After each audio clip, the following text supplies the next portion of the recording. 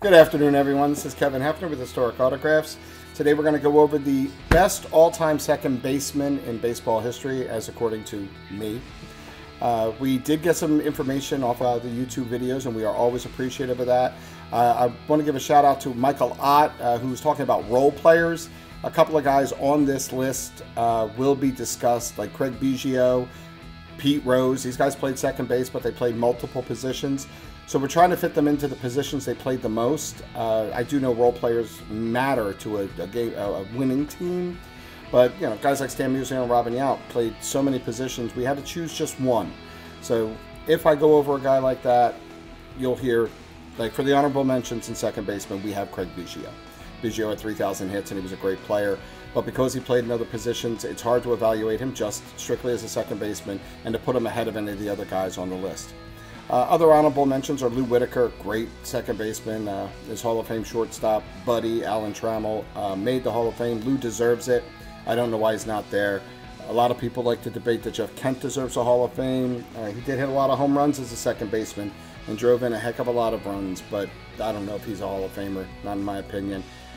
Two other Hall of Famers and our honorable mentions would be the great defensive second baseman, Nellie Fox, and of course the spark plug for the Boston Red Sox for many years, Bobby Dewar. All of these guys are great.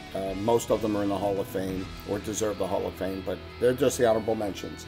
As we did with the first baseman, we're going to go in reverse order. We're going to start with the best second baseman of the 1990s, Roberto Alomar. Alomar's career he was on many great teams, which kind of tells you how great he was. The teams before he got there weren't going to go over, couldn't get over the hump, but he got him there. Roberto Alomar definitely should be on the top 10 all-time second baseman's list. Number 9 would be Frankie Frisch, the Fordham Flash. 1930s Gas House Gang, great manager as well, but this is for second baseman. He deserves to be up there. A very clutch hitter, decent defensive second baseman. Number 8 on my list, Ryne Sandberg. Breaks my heart that the Phillies traded him for a bag of beans, but he by far was the best second baseman of the 1980s. Deservedly being on this list, he catapulted the 1984 Cubs into the playoffs where they hadn't been for years. Ryne Sandberg would be the number 8 guy on my list. Number 7 would be Charlie Gehringer, the Mechanical Man. Part of championship teams in Detroit. His nickname tells you that he just was mechanical. He played the position well, he hit well, great on base percentage. He deserves to be on this list, but not ahead of these guys that you're about to hear. Rod Carew. Number 6, Rod Carew, the great Rod Carew. Now, he spent a lot of his older years at first base, but Rod Carew was a magnificent hitter. Really had a shot at getting 400 in the 70s. But Rod Carew, he was such a smooth swinger. I used to love watching Rod hit. Number 5 on the list is Napoleon Lajoie. Great RBI guy. Everybody knows him for winning batting titles and everything, but Napoleon Lajoie was a great RBI guy. And of course played in the era where 320 was an average year for hitters. But Napoleon Lajoie was definitely a great second baseman. Another guy from that era is number 4 on the list, and one of Connie Mack's favorite men, Eddie Collins. Eddie Collins leads all second basemen in hits, runs, and stolen bases. And you'd wonder why he's only number 4 on the list.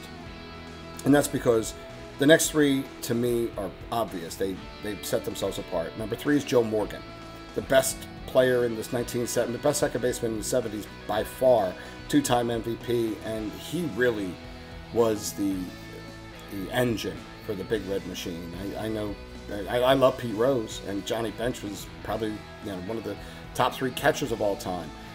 Tony Perez is on that team. Other great players, but it was Joe Morgan that made that team go.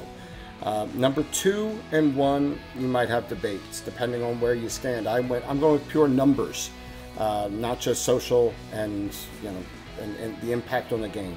So number 2 is Jackie Robinson.